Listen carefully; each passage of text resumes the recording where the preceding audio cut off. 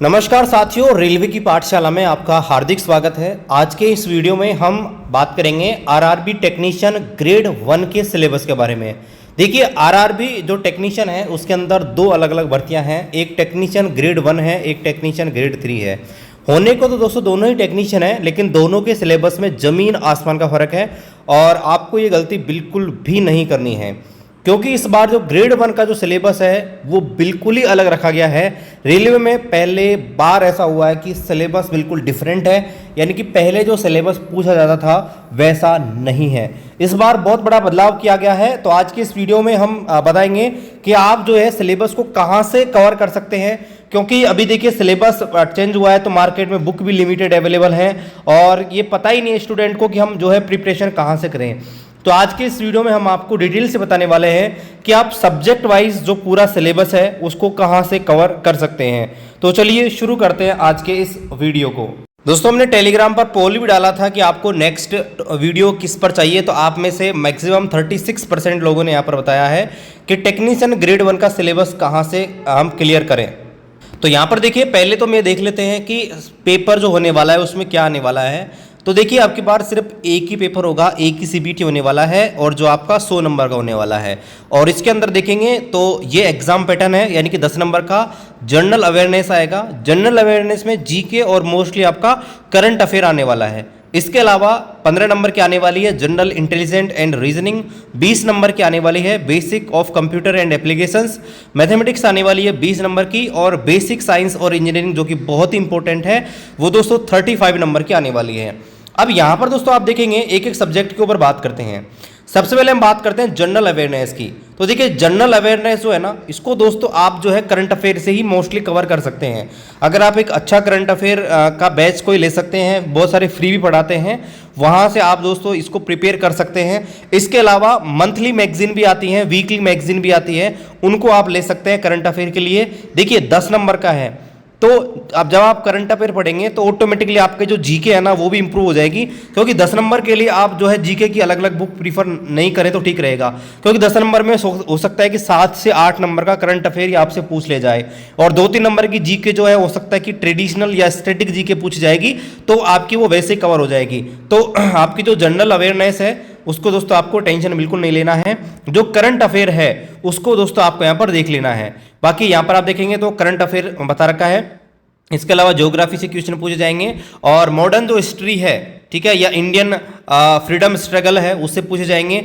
Polity से question पूछे जाएंगे, इकोनॉमिक्स, ठीक है। इसके अलावा एनवायरनमेंट जो इश्यू है, स्पोर्ट्स वगैरह। तो आप जो है बेसिकली आप जो है करंट अफेयर फोकस कीजिए, तो आपका ये वाला सेक्शन क्लियर हो जाएगा।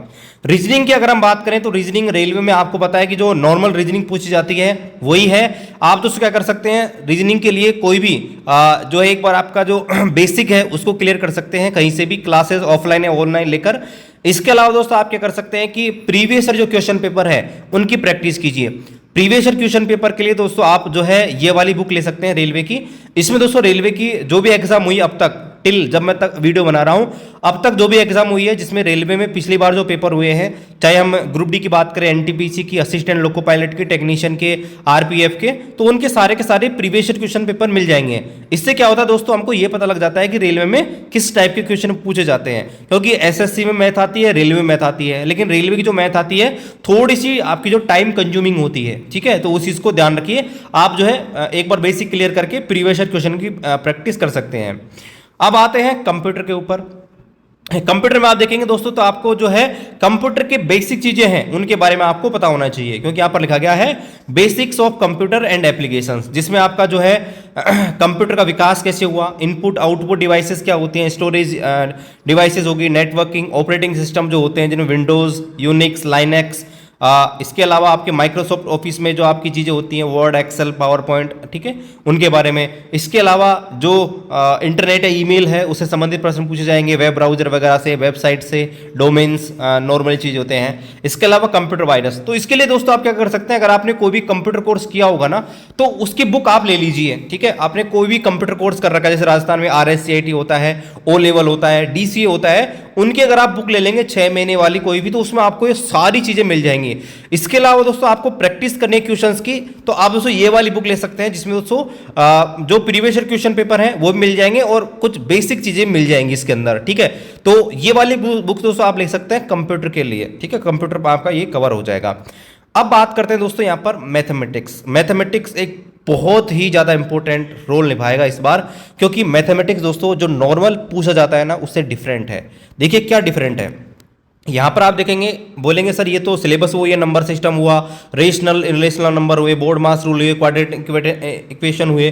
दोस्तों ये जो सिलेबस है ना ये बिल्कुल डिफरेंट है जो आपका नॉर्मली कंपटीशन पूछा जाता है। यहाँ पर देखिए, आप यहाँ से शुरू कीजिए, ये सेट से देखिए, सेट आपने पढ़ा नहीं होगा कंपटीशन में आज तक। सेट जो होता है 11th-12th में आपको पढ़ाया जाता है, वही सेट्स है, ठीक है। समुच्चय आपने पढ़े होंगे, समुच्चय उनका रिप्रेजेंटेशन, जो बीएससी किए हुए मैथ में उनको पता है कि जो सेट होता है वो एक चैप्टर है। तो सेट्स हो गए, empty set, finite, infinite set, equal set, subset, ठीक है, उप समुच्चय, समुच्चय को निर्धारण, यूनिवर्सल, उनका वेन डायग्राम निकालना, यूनियन, इंटरसेक्शन, ये सारी चीजें आप दोस्तों 11वीं में पढ़ चुके हैं। तो मात्र एक चैप्टर है जिससे आप ये सारी की सारी, जो सेट वाला है ना, देखिए ये सेट वाला है ना, ये यहाँ से, ये सेट वाला यहाँ से लेकर ये पूरा जो है ना ये सिलेबस, ये दोस्तों मैं आपको दिखाता हूँ ये कहाँ से कवर कर सकते हो, ठीक है।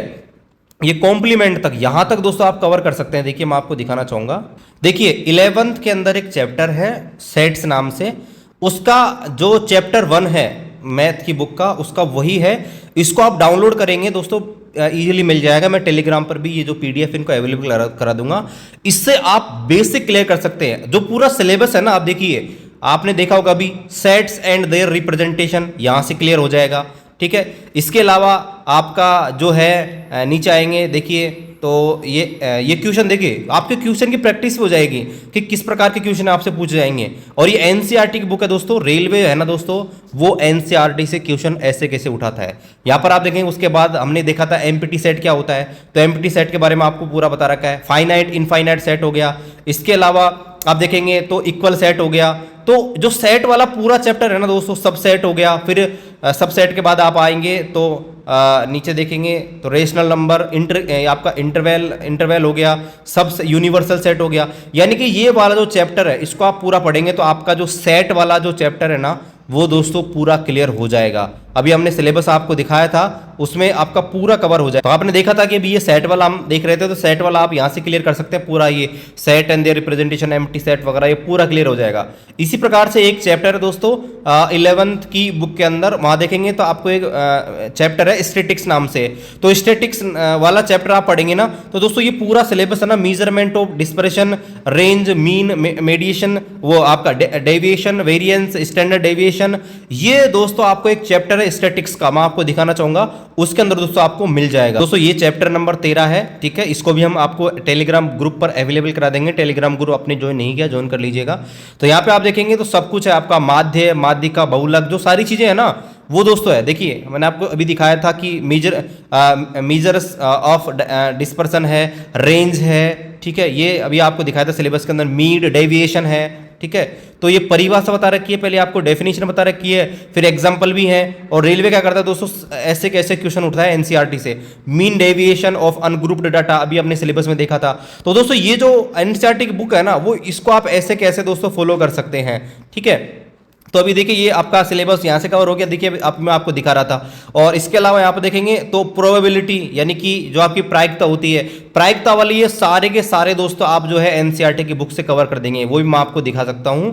तो यहाँ पर देखिए ये मैंने सारे के सारे जो पीडीएफ्स है ना वो ले सकते हैं, मैंने कर रखे हैं। तो यहाँ पर आप देखेंगे ये आपका, ये तो नंबर सिस्टम वाला चैप्टर है, ठीक है।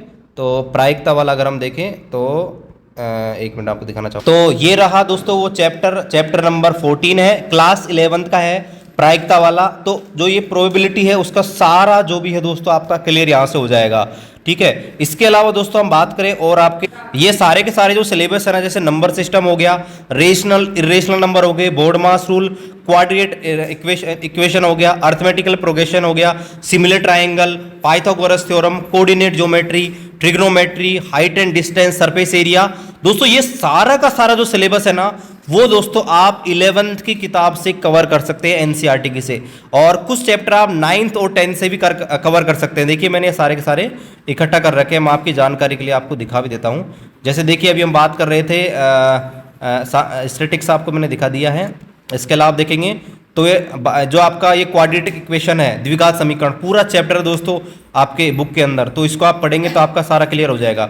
इसके अलावा जब भी हम समांतर श्रेणी की बात कर रहे थे, ठीक है, अर्थमेटिक प्रोग्रेशन की, तो वो वाला चैप्टर ये रहा। बेसिक आपका सारा क्लियर हो जाएगा और उसके बाद आप कोई सा भी प्रीवियस ईयर क्वेश्चन पेपर उठा सकते हैं। जो सिमिलर ट्राइंगल है वो दोस्तों आप ये ट्राइंगल वाले चैप्टर से क्लियर कर सकते हैं, ठीक है। तो सारा का सारा दोस्तों सिलेबस आपका एनसीईआरटी के बुक के अंदर आपको मिल जाएगा। तो मैथ का सिलेबस आई थिंक आप यहां से क्लियर कर सकते हैं, आपको कोई दिक्कत नहीं आएगी। और ये 9th और 10th के अंदर आपको सरफेस वॉल्यूम एंड एरिया जो वाला चैप्टर है ना, ये मिल जाएगा। हाइट एंड डिस्टेंस भी आपको 9th और 10th की दोनों बुक के अंदर मिल जाएगा। तो मैथ का सिलेबस दोस्तों आप इस प्रकार से टोटली आप दोस्तों कंप्लीट कर सकते हैं। मैथ के सिलेबस के अंदर दोस्तों आपको जो है कोई दिक्कत नहीं आने वाली है, ठीक है। अब दोस्तों हम वापस आते हैं, आपके एक और बच गया है, उसको भी देख लेते हैं। बेसिक साइंस और इंजीनियरिंग का, बेसिक साइंस और इंजीनियरिंग का, एक मिनट पेज थोड़ा सा आगे हो गया है। बेसिक साइंस और इंजीनियरिंग है, उसको हम कहाँ से कंप्लीट करेंगे? तो देखिए दोस्तों बेसिक साइंस और इंजीनियरिंग है ना, ये डिफरेंट बुक के अंदर है। मतलब एक बुक के अंदर दोस्तों नहीं मिला, मैं बहुत कुछ ट्राई किया हूँ। 11th की बुक के अंदर एक दो चैप्टर है, फिर 12th की है। और अगर आप देखेंगे तो दोस्तों ये बीएससी जो होती है ना, बीएससी का काफी हद तक सिलेबस है। जैसे दोस्तों हम बात करें तो इलेक्ट्रोमैग्नेटिक्स नाम से एक बुक है, बीएससी के अंदर चलती है। तो वहां से दोस्तों ये इलेक्ट्रिसिटी और ये electromagnetism, electric charge field and intensity, electric potential, विभव, विभवांतर, ये दोस्तों वहां से लिया गया है, ठीक है। ये सिलेबस वहां से आपका जो है लिया गया है। इसके अलावा इलेक्ट्रॉनिक्स नाम से एक बुक आती है, वहां से दोस्तों ये सिलेबस, यहाँ इलेक्ट्रॉनिक्स वाला जो सिलेबस है, यहाँ देखें इलेक्ट्रॉनिक्स मेजरमेंट वगैरह, ये वाला वहां से लिया गया है। तो ये जो सिलेबस है काफी थोड़ा कॉम्प्लिकेटेड है, लेकिन दोस्तों उसके लिए मैं आपको एक बुक बताना चाहूंगा, वहां से दोस्तों आप इसको कवर कर सकते हैं। अभी देखिए दोस्तों मार्केट में ना लिमिटेड बुक अवेलेबल हैं, जो अभी टेक्नीशियन ग्रेड 1 का सिलेबस है ना उसके अकॉर्डिंग, क्योंकि जो पहले जो सिलेबस था पिछली भर्ती में उसमें काफ़ी चीज़ें मिक्स थी, लेकिन इस बार थोड़ा डिफरेंट किया गया है। तो ये जो बुक है पूरी तरह जो टेक्नीशियन ग्रेड 1 का सिलेबस दिया गया है उसी के आधार उस पर आधारित है पूरी तरह। और यहाँ पर आप देख सकते हैं ऊपर लिखा गया है अकॉर्डिंग टू सिलेबस CN 02/2024, यानी कि बिल्कुल इस सिलेबस के पैटर्न है। सिलेबस में आप देख सकते हैं जो आपका सिलेबस है उसके अकॉर्डिंग है। शुरुआत में आपको पूरा सिलेबस बता दिया जाएगा क्या क्या सिलेबस के अंतर्गत है, और इस सिलेबस के अंदर पहले आपको जो बेसिक है वो बताया जाएगा। और इसकी प्रैक्टिस के लिए दोस्तों आपको पीछे MCQ क्वेश्चन मिल जाएंगे जो रेलवे के एग्जाम में पूछे भी गए हैं, और इम्पोर्टेंट है वो दोस्तों, पीछे को आपको MCQ फॉर्मेट में क्वेश्चन मिल जाएंगे और उनका डिटेल में जो है आपको आंसर भी मिल जाएगा, ठीक है। तो इस प्रकार से पूरा जो सिलेबस है दोस्तों टेक्नीशियन ग्रेड 1 का जो बेसिक साइंस इंजीनियरिंग वाला है वो दोस्तों इस बुक से आप जो है कवर कर सकते हैं। हिंदी इंग्लिश दोनों मीडियम में बुक अवेलेबल हो जाएगी, लिंक आपको वीडियो डिस्क्रिप्शन में मिल जाएगा। अगर आप चाहते हैं कि ग्रेड 3 का सिलेबस आप कहां से कवर कर सकते हैं, अगर कोई आपको दिक्कत आ रहा है तो दोस्तों आप कमेंट कर सकते हैं, हम उसके ऊपर वीडियो बनाएंगे। बाकी इस वीडियो में भी अगर आपको कोई लगा कि मैंने कुछ मिस कर दिया है पार्ट, तो आप दोस्तों सजेशन डाल सकते हैं।